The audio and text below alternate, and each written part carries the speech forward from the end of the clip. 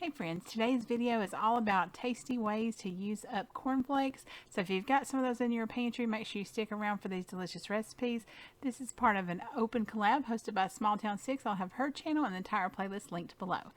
So first up, we have crispy French toast with homemade strawberry syrup. So while I'm cutting up these strawberries, I just wanted to welcome you back to my channel. If you're new, my name's Amanda. I do food content like this all the time. I love to do what's for dinners and all kinds of yummy recipes. So if that sounds like something you would like, I would love it if you would join my YouTube family, hit that subscribe button, and give me a like if you're excited to see these delicious ways to use cornflakes. So I'm just dicing up these strawberries. I need 3 cups for this recipe. And it said that you can dice them as small or as large as you want, so adjust that how you see fit on kind of how many, how much pieces you want of the strawberry actually in the syrup. I've added those to my sauce pot over medium heat, and I'm adding a cup of sugar. This was a little sweet, so I probably will cut that sugar down next time. And then I've got 2 tablespoons of lemon juice, and y'all, just a little bit of vanilla is the only other thing you add in here, and this is so easy, very, very simple. So we're just going to actually bring this to a boil. You're going to simmer it for a little while. Now I'll have all these recipes linked below in the description box, so keep an eye out there if there's some things you see that you want to make. So now we're going to get started on the crispy French toast. I've got some eggs and milk going in there, and then I'm also going to add in some spices, some nutmeg and some cinnamon. I like doubled, I think, the cinnamon because we really like cinnamon in our French toast. I'm also going to add just a little bit of vanilla and get that in there to get it all mixed up. Once you get this mixed up, you're actually going to pour it over your slices of bread in a baking dish. Now the baking, it called for 6 slices of bread, and I couldn't fit 6 of those in a 9 by 13 baking dish. So you probably need something a little bit larger if you want to make all 6 or even more. And then you're actually going to let it sit for a minute, and then you're going to flip it over and then let it sit for, it said 10 minutes. I don't think I let it sit quite that long. It soaked it up pretty quick, so I didn't need to let it sit quite that long. And this actually worked really well with getting all that, soaked into the bread. So the biggest thing would be, it doesn't hold a lot this way, so it may be easier just to dip it, if you're making a lot of them. So we're going to let that sit just a little bit. But while I'm on the topic of breakfast food, what are y'all's favorite breakfast meals? I love so many different things for breakfast. I don't know, it's one of those meals I always enjoy. So I've got those strawberries coming to a boil here, just kind of letting you peek in on those and what that looks like. And now we're going to get to dipping this French toast into the cornflakes. You're just going to kind of press them down just to make sure they actually adhere to the bread. And then we've got butter in a skillet over there. And then we're just going to fry them about 4 to 5 minutes on each side. I did get them a little done on the first side, not too bad or anything. But then I did much better on the second side. I find that happens a lot to me because I feel like it gets too hot or something, and then I have to dial it back a little. So, and these are done here, and I'm just putting them on a plate so I can get the rest of them cooked up. I'm just going to give you a sneak peek of just the French toast. I thought it looked so good on that plate like that. And then we're going to finish up this strawberry syrup as well. Now you can cook this down and let it thicken a little bit. That's kind of what that extended time of cooking is going to do to thicken it up just a little bit. It's not going to be overly thick. And if you wanted to, you could even get like an immersion blender and actually, blend up all those chunks if you wanted to as well. Now this was absolutely delicious. Like I said, I've never made strawberry syrup, but it was so good with this French toast. And I really like the French toast because it added that crunch from the cornflakes. And I thought it just added something to the French toast. So we really enjoyed this. And I think this would be a great way to use up those cornflakes that may be sitting in your pantry. So next up we have chicken hashbrown casserole. And guys, let me just tell you, if you only make one thing out of this video, please make this. This was unreal amazing. So very good. So I've just got some shredded cheese in that bowl, and then I'm adding a can of cream of chicken. I always use the healthy request because it's a little bit better for you than the regular kind. You could obviously make homemade as well. We're adding some sour cream in here, and they actually called for milk, and for whatever reason I completely left it out, but it was fine. So if you happen to not have any milk on hand or something like that, you will be okay because this just turned out perfect. And I just add a little bit of pepper in there. You could also add salt if you want to, but I feel with the cheese and the cream of chicken, there's plenty of salt. So that's what works for us. Now I've just got some leftover chicken here that I've shredded and adding to this. So this is a great use of leftovers too.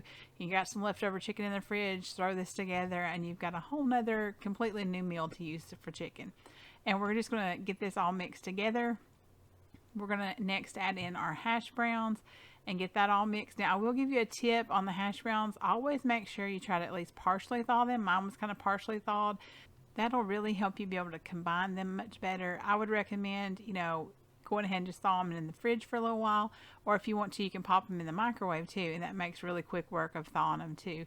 So whichever, you know, works best for you. But if they're completely frozen, it makes it a whole lot more difficult. So now that it's all good and mixed up, we're just going to be placing it in the pan. Just make sure you spread it out and get it all good and even as much as you can. And we're going to get to work on that cornflake topping here in just a moment. That's what really, I've made Hashbrown Casserole. I actually have that on my channel as well. And this is probably pretty close to the same recipe, a little different maybe, except you're adding the chicken and the cornflakes on top. But oh my word, the addition of those cornflakes made such a huge difference. And the chicken too, it made it more of a main dish rather than a side dish. But oh my goodness, like I loved that crunch. The only thing that's unfortunate is when you have leftovers, it doesn't quite crunch, you know, anymore if you heat it in the microwave. If you could heat it in the oven though, and it would work fine. So I just combined some cornflakes along with some butter together, super simple. Melted butter, of course, and then we're going to spread that over there. I actually went a little heavier on the cornflakes. I wanted to make sure I had a good, you know, good topping on there, and that worked really well. I didn't go much over. I think it called for a couple of cups, and I went a little bit over that.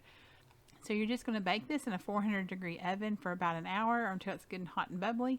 And I'm getting started on our side dish. Y'all have seen me probably make this before, but we love green beans, and I love fixing them this way. I've just got some butter and olive oil. Then I'm just adding some pepper, garlic, onion powder. I believe I added, a little Old Bay this night. I kind of change it up sometimes, but I pretty much always use, you know, onion powder, garlic powder, you know, pepper usually, that type of thing. And then I do add just a little bit of water to it just so it doesn't burn. It kind of helps steam them a little bit, but not enough to where it like waterlogs them, because I like them to actually get kind of a little like charred. It's kind of hard to explain, but you'll probably see some here in a little bit. Also added some minced garlic too. So I'm just going to cover those, and I just keep coming back to them every so often and, you know, stir them and kind of check on them and that type of thing. And then, you know, it really takes no time for them to get done. So this is our casserole out of the oven. Like I said, guys, look at that crispy, crunchy cornflake topping. It is so good. I cannot wait to make this again. I wish I had a piece right now. It was, please try this. It's so good. So here it is on the plate and you can see the green beans kind of have a little bit of that char. I just think that it tastes really good when it gets a little bit of that on there. And then, you know, of course, our chicken hash brown casserole, delicious for sure. So last but not least, we have butterscotch cornflake cookies. So I've just got an entire package of butterscotch chips in my sauce pot, and I'm just adding in a cup of peanut butter. And you're just going to melt this until it gets all melted. And I did notice that it never seemed like the butterscotch chips got completely melted. You would still see some little pieces, but if I kept taking it any further, it would have burned. So I just went ahead and stopped, and it worked fine. So don't worry about that if you have that same problem. But I've just removed it from the heat, and I'm adding just a little bit of vanilla to it and getting that all mixed up. And guys, this recipe is so simple. I mean, it would be a great recipe to make with your kids, because they could do a lot of this, especially if they're younger, with supervision, of course, with the stove. But it's as simple as that. You're just going to pour that on top of these cornflakes. You're going to stir that all together, and then we're going to scoop them out on a cookie sheet in like little clumps. And then I stuck mine in the refrigerator for, really, it probably only took maybe 15 to 30 minutes to kind of harden up. And then you're good to go. So these are so simple. They would be great to make, like I said, with kids. It's, you know, so tasty. Like, it has that butterscotch to it, but yet the peanut butter. It's a lot like those, I believe they're called haystacks, that's made with, I believe it's chow mein noodles. So while I finish these cookies up, I just want to remind y'all to go check out that playlist and go check out Small Town Six's channel as well. I'm so excited to see all the videos and see all kinds of ideas for cereal. You know, a lot of times we have a cup or two of cereal left, not really enough for everybody to have a bowl, but we're going to see lots of great ways to use up, you know, those little bits of cereal that we may have hanging around our pantry.